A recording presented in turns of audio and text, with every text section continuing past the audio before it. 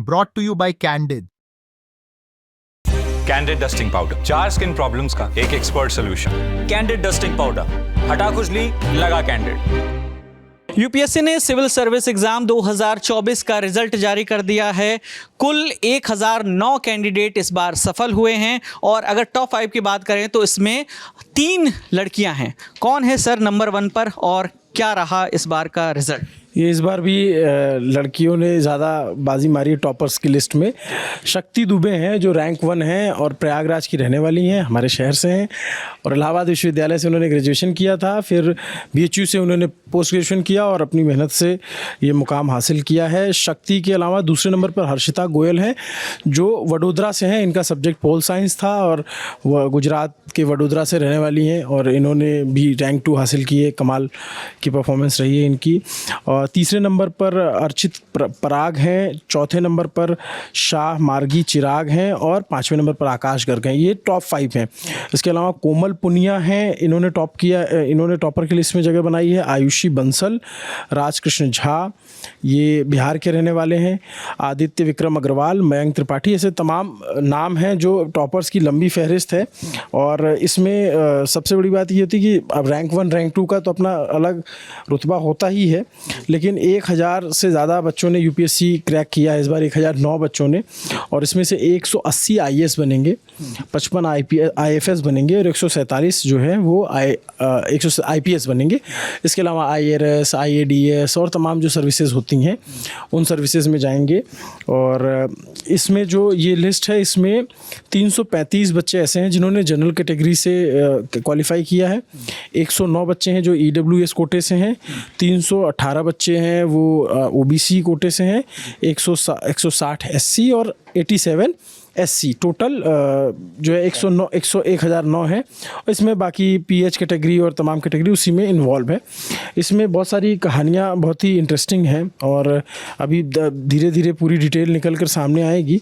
लेकिन इसमें जो एक इंटरेस्टिंग है, मैं उसके बारे में अलग से स्टोरी भी करेंगे। 91 रैंक पे एक बच्चे का नाम है जिनकी कहानी बहुत इंस्पायरिंग है, मनु गर्ग हैं। और मनु गर्ग 100% ब्लाइंड है, इनको बिल्कुल नहीं दिखता है और ये कमाल के बहुत मेधावी छात्र हैं। इन्होंने दिल्ली यूनिवर्सिटी के हिंदू कॉलेज में टॉप किया था, फिर ये जेएनयू से अभी फ़िलहाल पीएचडी कर रहे हैं और जेएनयू से ही मास्टर्स किया था।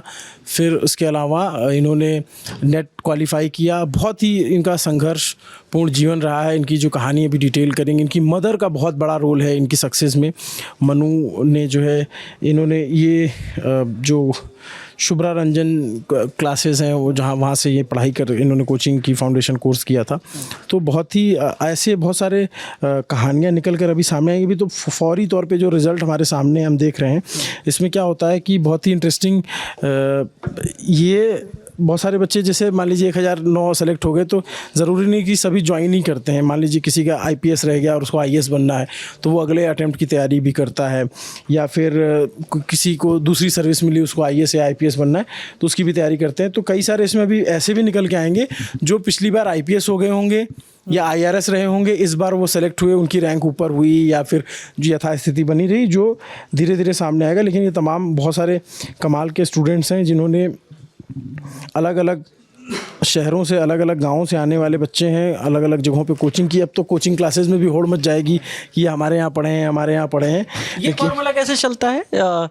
मॉक टेस्ट की वजह से या फाउंडेशन? कई बार होता है कि मॉक टेस्ट कहीं किया, कहीं पे कोई सब्जेक्ट पढ़ा, कहीं पे जो है टेस्ट सीरीज़ ली, कहीं पे कोई गाइडेंस लिया, तो वो हर कोई अपने अपने खाते में जोड़ता है। ठीक है, उनको जोड़ने का अधिकार है, बिल्कुल जोड़ना चाहिए क्योंकि वो पढ़ाते हैं, वो मेहनत करते हैं अपने छात्रों पर, अपने बच्चों पर।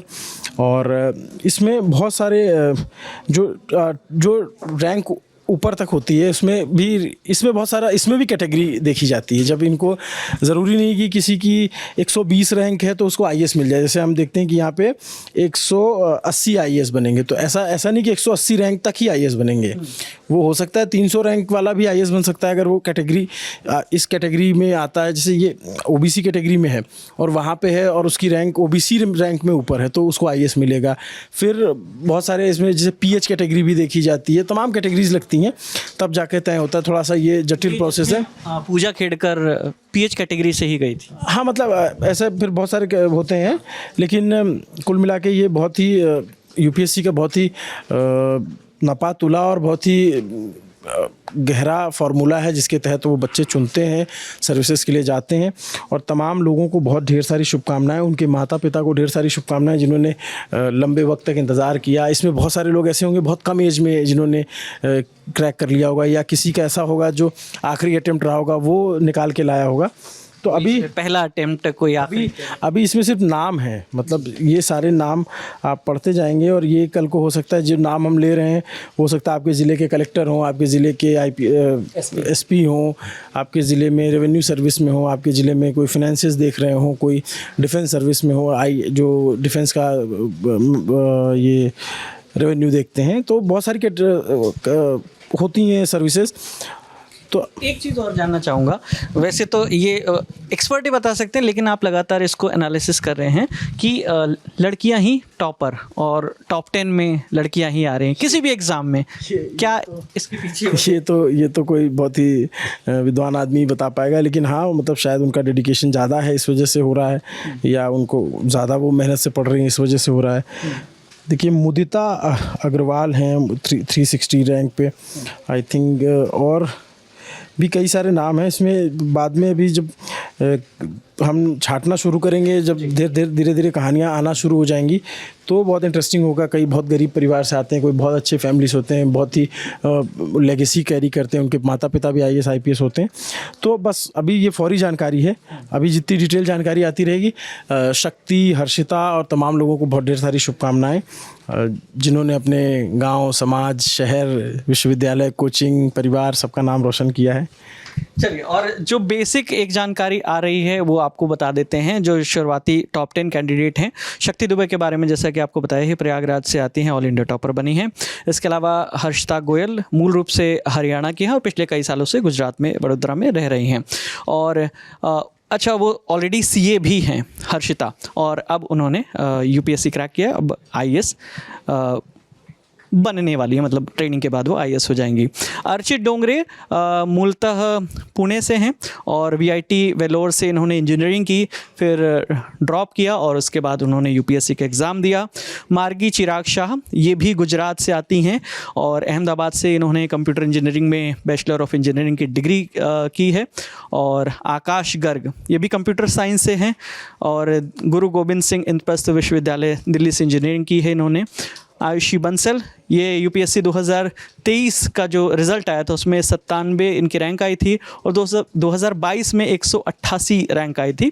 ये मूलतः मध्य प्रदेश के ग्वालियर से ताल्लुक़ रखती हैं और ये इन्होंने अटेम्प्ट किया, इस बार 7वीं रैंक आई है। मतलब पिछले साल 97 रैंक थी इनकी और इस बार 7वीं रैंक आई है। और इसके अलावा नंबर 10 पर मयंक त्रिपाठी हैं, उत्तर प्रदेश के कन्नौज से हैं और फर्स्ट अटेम्प्ट में इन्हें रैंक मिली है।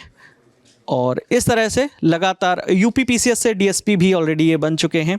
तो इस तरह से लगातार कैंडिडेट्स के बारे में जैसे जैसे जानकारी आएगी, तमाम इंटरव्यूज़ जो टॉप 10 हैं, जिनका स्ट्रगल रहा है, UPSC किस तरीके से उन्होंने फोड़ा है एग्ज़ाम को, सारी जानकारी, तमाम वीडियोज़ आपको ललन टॉप पर मिलते रहेंगे। देखते रहिए दी ललन टॉप। शुक्रिया।